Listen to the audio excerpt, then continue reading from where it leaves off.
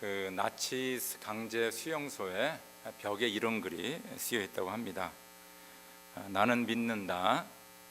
나는 햇빛이 비치지 않을 때에도 태양이 있다는 것을 믿는다. 나는 사랑을 느낄 수 없을 때에도 사랑이 있다는 것을 믿는다. 나는 하나님이 침묵하실 때에도 그분이 계시다는 것을 믿는다. 이런 글이 써 있다고 합니다. 참 우리가 예수를 믿고 따르면서 가끔 주님의 침묵을 경험하게 되죠. 왜 내가 기도해도 응답하시지 않을까? 왜 나에게 이런 어려운 일이 계속되고 있는 것일까? 하나님은 나를 혹시 더 이상 사랑하지 않는 것이 아닌가 하고 의심할 때가 없지 않아 있습니다. 그러나 하나님은 살아계시고 하나님은 저와 여러분들을 지금도 사랑하십니다. 성경에 저희들과 같이 여러 고난을 당하는 사람들이 많이 있습니다. 그러나 그들에게 하나님께서 사랑하신다, 하나님이 지켜주신다 하는 것을 성경에서는 계속 말하고 있습니다. 예수님께서 사역하시는데 어떤 사람이 찾아와 가지고 주님이 사랑하는 자가 지금 병에 걸려 죽게 되었습니다. 그럽니다. 이름도 밝히지 않습니다. 주님이 사랑하는 자.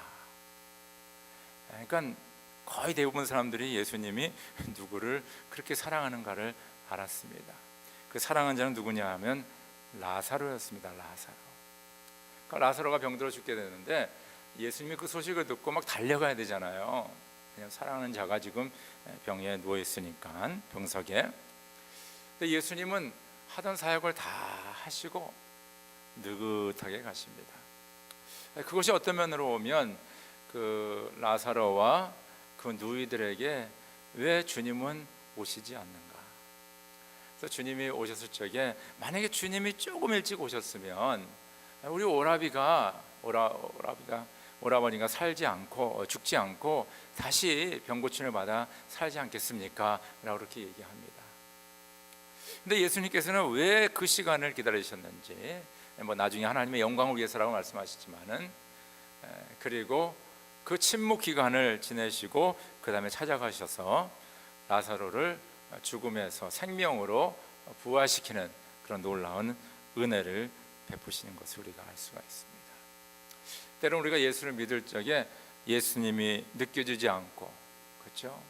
예수님의 사랑이 멀리 떠난 것 같고 그런 것이 있지만은 또 예수님께서 우리에게 침묵하실 때에도 우리는 예수님을 믿고 예수님을 따르는 것이 바로 우리 기독교인의 신앙인 것을 꼭 믿으실 간절히 바랍니다. 그래서 우리는 보이지 않는 하나님의 존재를 믿는 것이고, 그 하나님께서 나를 사랑하시고 나와 함께 하시고 나에게 복을 주시고 나를 영원한 하나님의 나라로 인도한다는 것을 믿는 것이 바로 예수를 믿는 것입니다. 이것을 믿는 분들은 아멘 하시기 바랍니다. 네. 아멘이 좀 약한데 예수님이 안 느껴지면 안 믿는 거예요. 안 계시는 겁니까? 예수님 사랑 안 하는 겁니까? 그게 아니죠. 예수님은 살아계시고 우리를 사랑하십니다. 여러분들, 우리가 믿는 복음이 무엇입니까? 요한복음 3장 16절이 너무 정확하게 복음에 대해서 얘기하고 있지 않습니까? 하나님의 세상을 이처럼 사랑하사, 곧 하나님의 사랑을 얘기하는 겁니다. 예수께서의 복음은 하나님의 사랑입니다. 그 사랑이 어떻게 표현이 됐냐 하면 독생자 예수를 이 땅에 보내시고 그 예수가 사시고 우리 함께 사시고 그리고 십자가에 죽으시고 그리고 사흘 만에 부활하신 바로 그 사건, 그것뿐만 아니라 그 예수를 믿는 자는 멸망치 않고 영원한 생명을 얻는다는 것, 그것이 바로 복음이에요. 그것을 바로 믿고 그것을 받아들이는 자들에게는 바로 하나님의 구원의 은혜, 구원의 축복, 영생에 대한 축복이 우리에게 주어지는 것을 믿으시오 여러분을 축원합니다.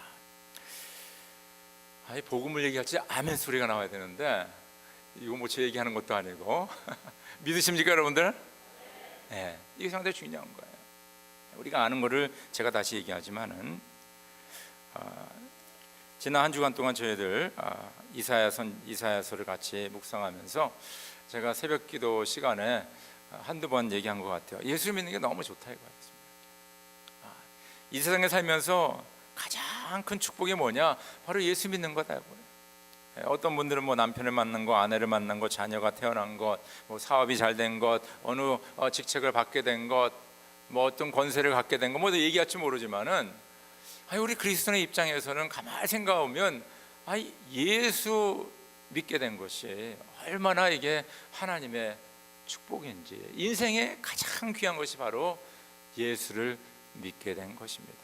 여러분, 이 세상에 보면요, 예수를 믿는 사람이 있고 그리고 다른 종교, 다른 신을 믿는 사람들이 있습니다. 예수 믿는 사람과 다른 신을 믿는 사람, 그리고 전혀 신의 존재를 안 믿고 나 자신을 믿는 사람도 있어요. 자기의 돈을 믿고, 자기의 건강을 믿고, 내 권력을 믿고, 내 외모를 믿고, 내가 할 수 있다는 것을 믿고, 그걸 믿는 게 있어요. 근데 인생을 좀 살다 보니까 이 모든 것들이 있잖아요. 특별히 나 자신을 믿는 것만큼 어리석은 것이 없다는 것입니다. 어리석은 것이 없대요. 왜냐하면 우리의 육신은 약해지고 우리가 가진 권력들은 다 내려놓을 수밖에 없고, 우리가 돈을 그렇게 좋아하고 돈을 추구하지만은 그 돈 때문에 망하게 되는 사람도 한둘이 아니라는 것입니다. 그래서 내가 믿고 내가 가지고 내가 바라보고 살아갔던 것들이 다 물거품처럼 없어지는 것을 우리가 인생을 살면서 다 이렇게 역사적으로 보지 않고 다른 사람의 인생도 보고 내 삶을 보면서 그런 것들이 나에게 영원한 축복이 될 수 없다는 것을 우리는 고백할 수밖에 없습니다. 다른 신들 여러분 생각해 보십시다. 자, 우리 이슬람 종교를 믿는 분들을 생각해 보세요. 이슬람 종교 같은 경우는요, 남자분들에게는 너무 이게 아주 그냥 약간 좋다고 얘기할 수 있을까? 왜냐하면 군림하니까 모든 그 라이트, 그렇죠? 그 권리가 남자들에게 다 있으니까. 뭐 여자분들은 뭡니까? 운전도 못하고 어디 갈지 남자랑 같이 가야 되고, 여자들은 남자에게 존속되어 있는 그런 것이 바로 이슬람 종교. 열심히 일을 하고 열심히 좋은 일을 많이 해도 알라 신께서 나에게 진짜 나를 천국으로 인도할까 말까, 그냥 그들이 그저 테러리스트를 얘기하는 것은 내가 폭탄 들고 나가 한번 그냥 나 같이 죽으면 그때는 천국이 개런티다, 뭐 이 정도의 신학적인 것을 가지고 있다는 것입니다. 만약에 저 여러분들이 그 사우디아라비아에서 태어났다 그러면 여러분들 그 종교 밑에서 살 수밖에 없어요. 뭐 남자분들은 그렇다, 여자분들은 그 얼마나 억압 속에 살 수밖에 없다는 것입니다. 여러분들 요가 하시는 분들 계시니, 뭐 요가 하시는 분들, 여러분 요가는요 힌두교의 하나의 기도 명상입니다. 그래서 우리가 운동으로 요가를 하지만은 좀 깊이 들어가면 그 힌두의 영적인 세계로 들어가는 것이 바로 요가입니다. 근데 요가 인스트럭터들이 보통 이렇게 같이 요가하는 사람들, 학생들에게 인사할 적에 뭐라고 인사하는지 아세요, 여러분들? 나마스테, 그렇게 해서 나마스테. 이 나마스테가 무슨 인사인지 아십니까? 여러분 안에 있는, 너 안에 있는 신에게 인사한다는 거예요. 그래서 그분들은 힌두교를 믿고 요가하신 분들은 내 안에 신이 있다는 거예요. 그래서 내가 열심히 노력하고 내가 열심히 명상하고 기도하고 그러면 뭐요? 내가 어느 날 이 신을 발견하게 되고 내가 신이 된다는 것을 그렇게 믿고 프랙티스하는 것이 바로 힌두교, 뭐 불교도 거의 비슷한 거죠. 여러분 그 종교를 믿는다고 생각하면서 얼만큼 내가 메디테이션에, 얼만큼 내가 뭡니까? 선한 일을 해야 되는지, 얼만큼 내 이 인생의 굴레에서 내가 나와야 되는지 한번 생각해 보시기 바랍니다. 제가 인도에 갔을 적에 한 광경 한 것을 봤는데, 한 사건을 보게 됐는데, 그 사람들은 그 힌두 사람들 고행을 해야 돼요. 내가 이렇게 고행함으로 말미암아 이 육신에서 해탈되어 가지고 뭡니까? 새로운 존재, 하나님으로 다시 태어나게 되는데, 그 행길에 그 사람이 있잖아요, 뱀처럼 이렇게 누워 가지고 이렇게 엎드려 가지고 하여튼 이렇게 해가지고 조금씩 하는 거예요. 그 목적지가 어딘지 모르겠어요. 이게 지나가면서 봤기 때문에. 근데 그 광경이 대단합니다. 그러면서 내가 저 목적지에 이르면 내가 어느 정도 이 육신의 굴레에서 내가 다시 해탈하는 그런 역사가 있구나 하는 것을 믿고 살아간다는 것입니다. 그러니까 뭐 웬만큼에서는 이게 안 되는 거예요, 여러분들. 거기서는 진짜 막 피가 나고 막 자기를 고행하고 이런 가운데서만 이것이 가능하다는 것입니다. 근데 예수 믿는 것은 내가 죄인 되어서 내가 부족했을 적에 주님께서 나에게 찾아오셔서 내가 너를 사랑한다, 내가 너를 나의 자녀 삼겠다, 그렇게 말씀해 주셨잖아요. 그걸 내가 영접하고 이제는 그 천지 만물을 지으신 하나님께서 나와 함께 동행하여 주시고 나를 도와주시고 내 편에 서 계시고, 무엇보다도 이 세상이 아닌 영원한 생명을 우리에게 주신 그 예수 그리스도, 그 예수 그리스도를 믿게 된 것이 얼마나 하나님의 큰 축복인지 모릅니다. 믿으시면 아멘이시 바랍니다. 여러분 진짜 복 받았어요. 저도 복 받았어요.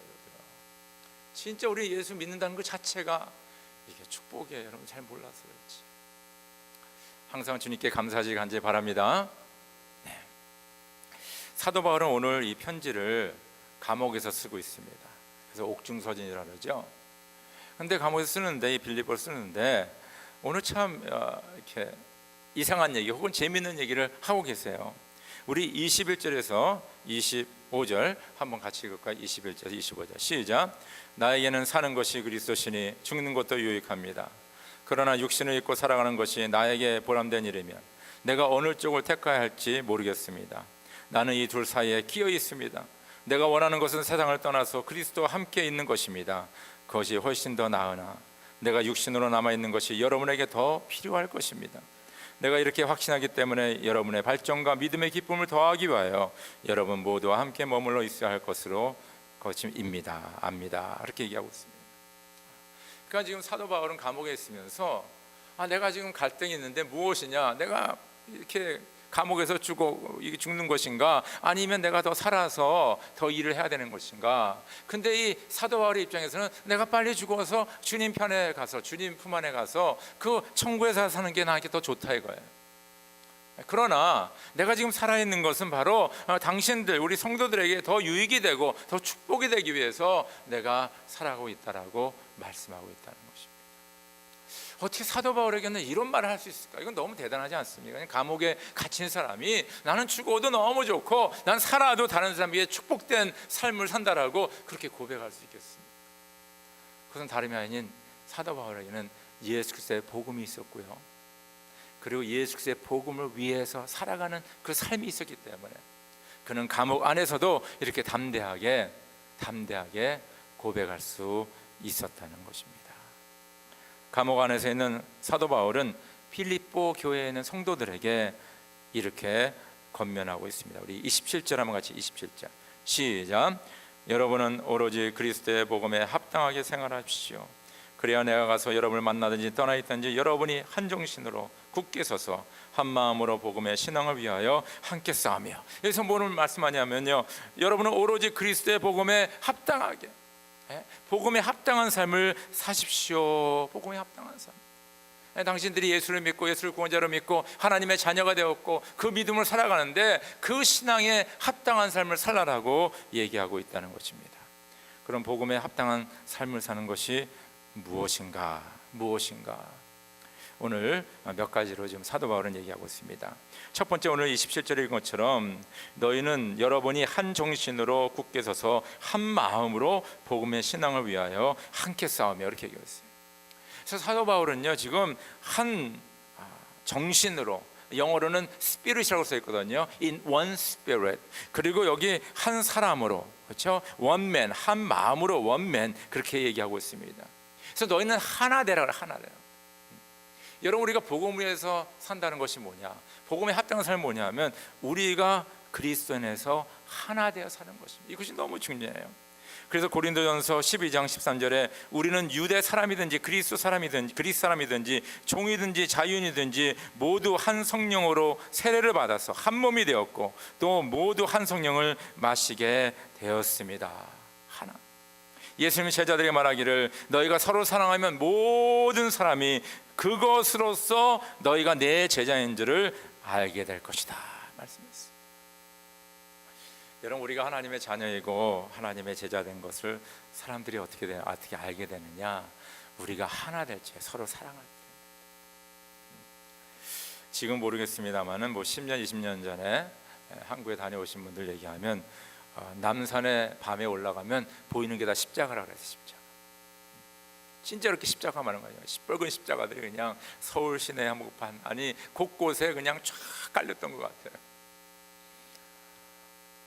그러면 우리가 다 그리스도인임을 사람들이 알게 됩니까? 아니죠.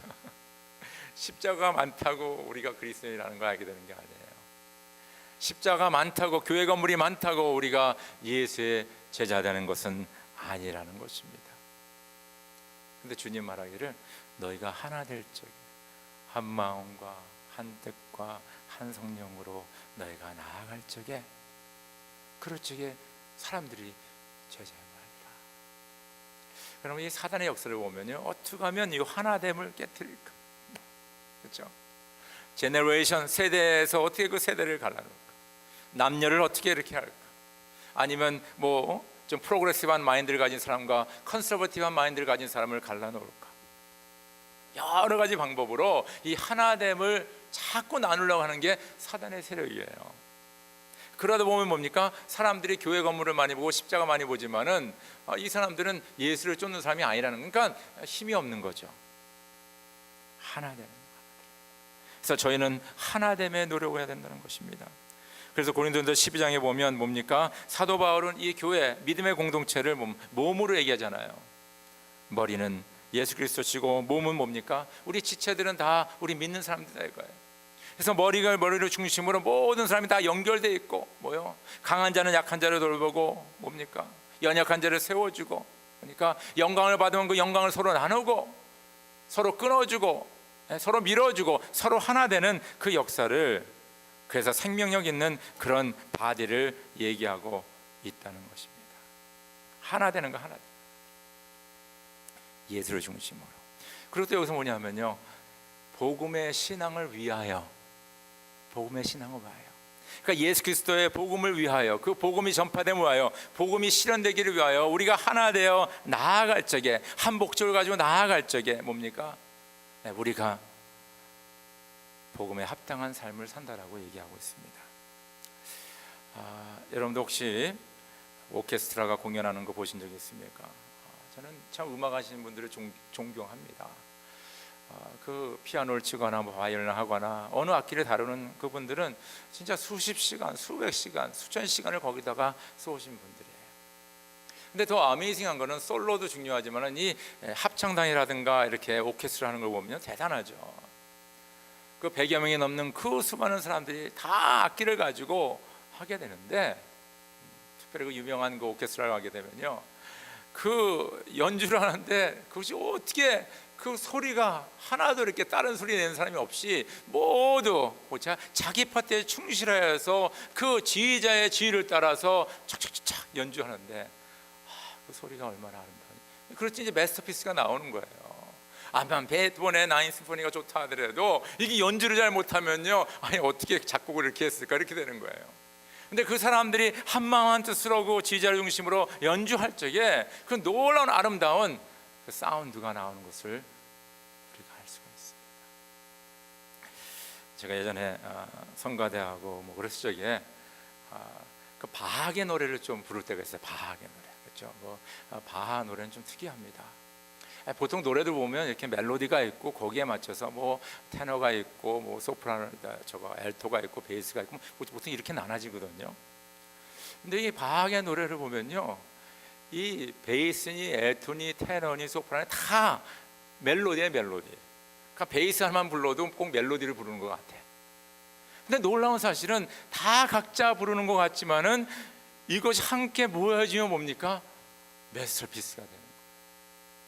이 주님의 몸된 교회도 마찬가지 아닙니까? 우리 다 다르잖아요. 그러나 각자 맡은 곳에서 진정 주님 중심으로 자기를 잘 감당할 적에 서로 따로 노는 것 같지만은 이 모든 것들이 조화를 이루어서 아름다운 하나님의 교회를 이루는 것을 믿으실 줄을 축원합니다. 이것이 얼마나 아름다운지 몰라요. 그래서 복음에 합당한 삶은 무엇이냐? 우리가 하나 되는 삶이에요.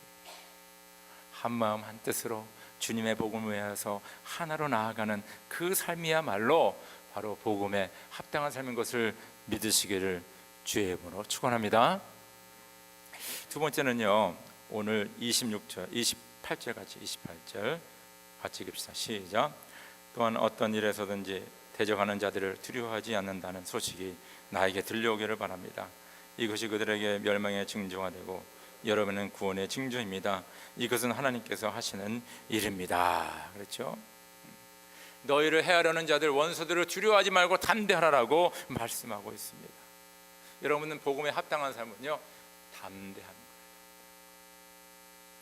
가끔가다 사람들 중에서 왜 이렇게 안 됩니까? 왜 우리는 이래야 됩니까? 저래야 됩니까? 맨날 부정적이고 불만이고 불평이고 안 되는 것만 얘기, 안 되는 것만 얘기해. 여러분 왜 그런 얘기합니까? 예수님의 사역도 보면요, 셋백이 있었어요. 제자들의 그 사역도 보면요, 어려운 때가 있었습니다.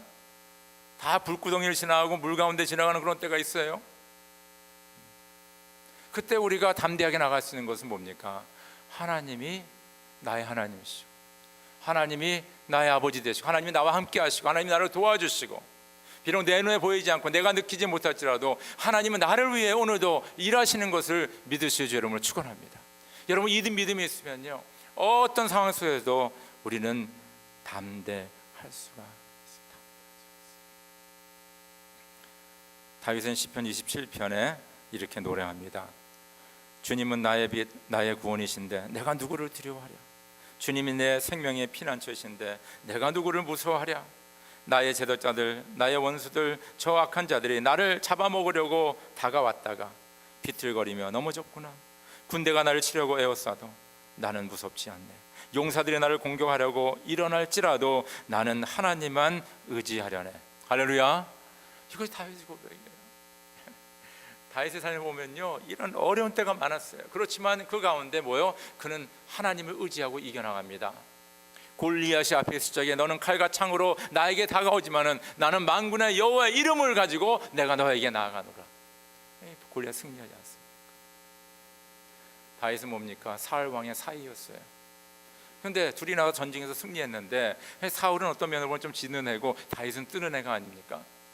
그러니까 막 그 여인들이 그 승종거를 울리고, 그렇죠? 전쟁에서 승리하고 돌아오는 그 사울과 다윗을 향해서 막 박수를 치면서 찬양을 하는데, 사울이 죽인 자는 천천히요, 다윗이 죽인 자는 뭐요? 만만이다.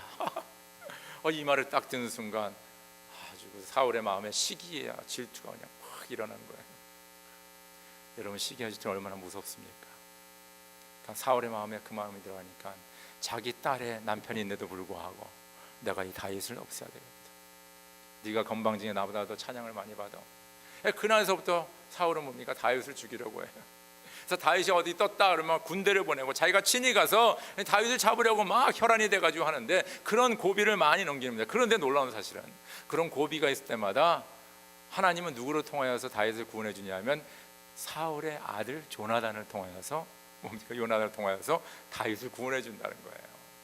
그래서 여러분들 다윗이 시편 23편에 내가 원수의 목전에 주님께서 나에게 상을 베푸시니, 이것이 그냥 좋은 얘기를 한 게 아니라 그는 진정 그 원수의 목전에서 그 원수의 아들이 자기를 구원해 주는 그런 것을 경험하니까 그 찬양이 나올 수밖에 없다는 것입니다. 할렐루야.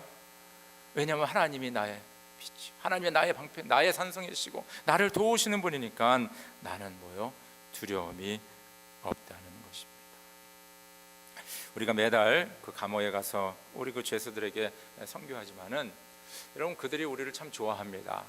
그래서 저는 어느 때가 가장 이쁘냐면 가끔 가다가 제가 식사기도를 시키면 그 식사기도하는 사람이 스페니쉬로 거기에 참석하는 우리 그 대원들과 우리 교회를 축복기도를 해줘요.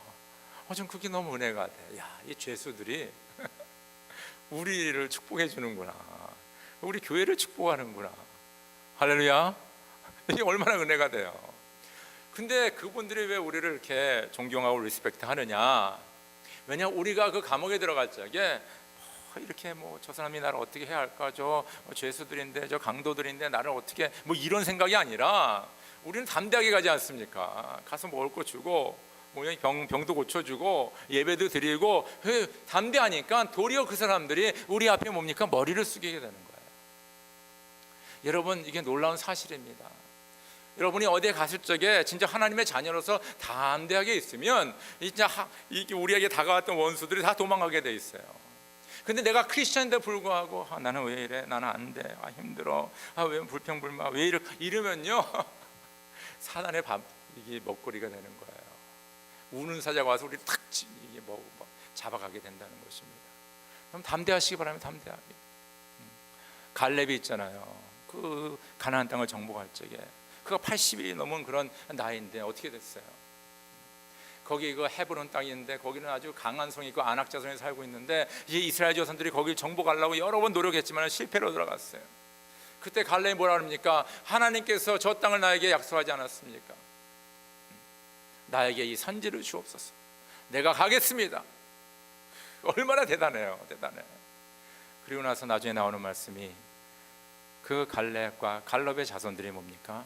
헤브론 땅을 차지하였더라. 할렐루야. 여러분, 이게 중요한 얘기입니다. 여러분, 저 여러분들을요 무수할 일이 없어요. 왜 두려워합니까? 하나님이 나와 함께하니까. 할렐루야. 여러분들 어떤 환경이 있더라도 어떤 어려움 속에 있더라도 여러분들 담대함을 가지고 그것을 여러분들 승리하시기를 주의 이름으로 축원합니다. 우리 29절 같이 읽을까? 29절 시작.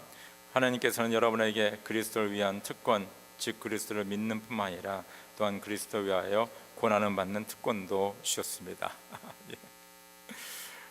우리가 예수를 믿는 그 특권을 받아서 하나님의 자녀로서 이렇게 기쁨 가운데 사는데 그것도 특권이잖아요. 왜냐하면 수많은 사람들이 예수님 모르거든요. 예수 들어본 적도 없거든요. 저 여러분들은 예수를 믿게 되니까 특권이죠. 근데 사도 바울은 우리에게 다른 특권이 또 하나 있다는 거예요. 그것은 뭐냐면 예수를 위하여서 고난을 받는 것. 그것도 우리에게 특권이라는 거예요. 예수를 위하여서 고난을 받는 것. 제가 새벽 기도 때 잠깐 얘기했는데 지금 현대 교회는 핍박을 많이 받고 있습니다. 아시죠? 네. 많은 사람들이 교회에 대해서, 예수 믿는 사람들에 대해서 좀 비판적으로 얘기를 많이 해요. 그리고 어떤 사람은 앞에 대놓고 얘기하는 사람이 있고 뒤에서 얘기하는 사람들이 있고, 매스컴에서는요 교회가 좋은 일 하는 일도 좋은 일도 많이 하는데 그 얘기는 별로 안 하고 하여튼 실수한 것만 얘기해. 실수한 것만, 스캔들 난 것만 얘기해. 좋은 일 학교 세우고 병원 세우고 고아원 세우고 사람들 도와주고 뭡니까? 지금 예를 들어서 이번에 할비 그 허리케인 당한 휴스턴 주민들, 저 플로리다에 멕시코의 그 지진이 났을 적에 제일 발론티어가 많이 가는 사람들이 뭔지 아세요? 크리스천들이 가요. 근데 매스컴에 크리스천들이 발론티어로 갔다 그 써 있는 거 읽어보셨습니까? 그 얘기 안 해. 그냥 발론티어들이 많이 가서 봉사했다는 거지. 사실은 대부분의 사람들이 크리스천들이 가서 그 일을 하고 있는 거예요. 그만큼 이 교회가 under siege, under criticism, 많은 비판을 받고 있어요.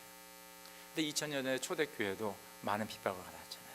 초대교회 성도도 많은 어려움을 당했습니다. 근데 성격이 약간 달라. 초대교회 성도들이 핍박을 받은 이유는 그들이 예수가 주라는 것을 믿었기 때문에 핍박을 받았습니다. 왜냐하면 그 당시에 2000년 전에 주님, The Lord는 누구냐면 로마 황제 시저였어요. 그래서 로마 지역에는 시저를 숭배하는 템플이 있었습니다. 네? 그들의 템플가 있었어요. 그래서 그 성전에 가서 예배를 드려야 되는 거예요. 그래서 어떤 칙령을 내렸냐면 너희가 먼저 이 시저 황제께 예배를 드리고 그 다음에 너희가 좋아하는 종교 가가지고 종교 활동하라 그랬어요. 다원주의를 믿는 사람들에게는 이거 전혀 상관이 안 돼요. 내가 믿는 게 여러 개인데 그 중에 하나 덮었으니까 플러스니까 뭐 괜찮죠. 그러나 예수 믿는 자들에게는 뭡니까? 이 시저를 숭배하면 안 되는 거예요. 그러니까 뭐예요? 주님을 숭배하니까, 주님을 섬기니까 그 로마 제국의 입장에서는 얘네들 우리 마음 안 드네, 말 안 드네. 얘네들이 지금 반기를 들고 있네. 그래서 다른 거는 다 괜찮은데 예수 믿는 자들이 핍박받는 이유는 뭐냐 하면 예수를 믿기 때문에, 예수님을 주님으로 이렇게 모시기 때문에 핍박을 받고 있었다는 것입니다. 그래서 많은 사람이 죽었죠. 많은 재산을 뺏겼죠. 그러나 그들은 그 주님을 포기하지 않고 계속 나아가게 됩니다. 근데 지금은 보면요, 지금 이 세상 사람들이 내가 예수라는 존재, 예수라는 하나님을 믿기 때문에 나를 핍박하지 않습니다. 무슨 말인지 알겠죠? 많은 경우에는 우리 교회나 개인이 예수 그리스도의 말씀에 합당하지 그렇게 살지 않기 때문에 우리가 비판을 받는 거예요. 자세히 생각해 보세요. 예수 안 믿는 분들, 교회 가기를 거부하는 분들에게 왜 교회 안 가요? 왜 예수 안 믿어요? 물어보면요, 나 예수가 주 된다는 그것 때문에 나는 교회 가기 싫습니다, 그렇게 얘기하는 사람 거의 없대요. 다른 부수적인 이유가 많아요.